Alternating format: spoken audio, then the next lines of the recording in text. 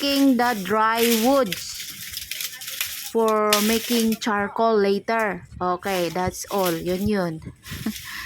Ayan, so mangahoy ako pero malapit lang. So, yan ay mga sanga ng mangga.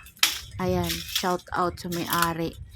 Ayan, sanga ng mangga yan at iipunin ko para pag nagluto ako ulit doon sa charcoal ay madali ako makapagluto dahil may kahoy na. Ayun. Thank you for watching.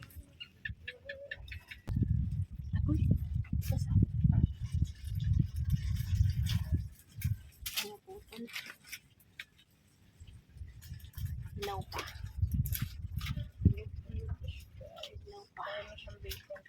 Hindi ko matutulo guys. Wow.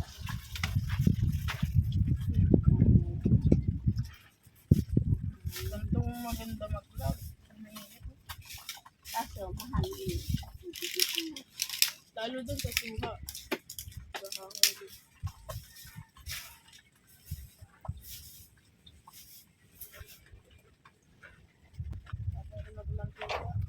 Halu-haluin para magpantay naman yung kanyang pagluluto. Pagkakaluto pala. Balik na naman. Para na siyang bacon guys kasi Pag nasa bukid ka, ginagamit yung mga tuhod. pero mabango. Pag putol ng kahoy. Hindi siya harina guys. Literal na ham. Yung mga nabibili kasi na tag 35 tapos 6 na piraso. Ito na yan guys, na nakuha natin kahoy doon sa tabi-tabi. Sa purong karo. Na, di ba? Madami na. Kalat na mga kahoy.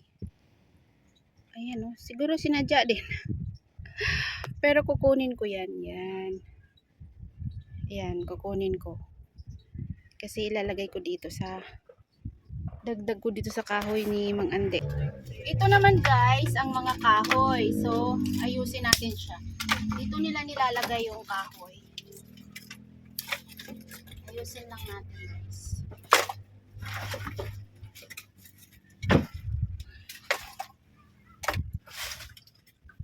Ayan o. So guys, ngayon guys, magpipito naman tayo ngayon ng ating ham. Ayan, mas masarap siya kapag dito, hindi siya direct full. Kasi nga, pili ko siya.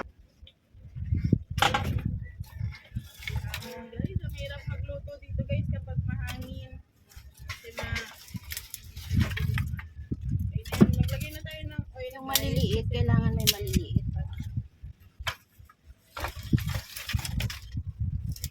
Ang prito lang ng ham. Tayin natin yung inyo tapos lalagay na natin ito. Maraming kahoy dito guys. Meron pa doon. Kunin natin.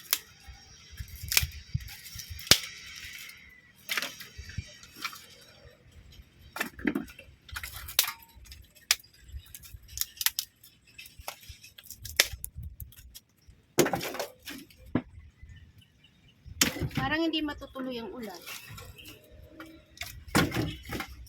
Okay, so ayan, marami na. Yun. Dalatin mo ulit ito. Na, di ba? Madami na. Ito naman yung galan. Diyan sisiga. Kaso ngayon, hindi kami magsiga. Kasi wala naman akong lulutuin. So, nagdagdag lang ako ng kahoy dyan. Para pag pumunta yung may-ari, may kahoy siya. O, yan. Ready.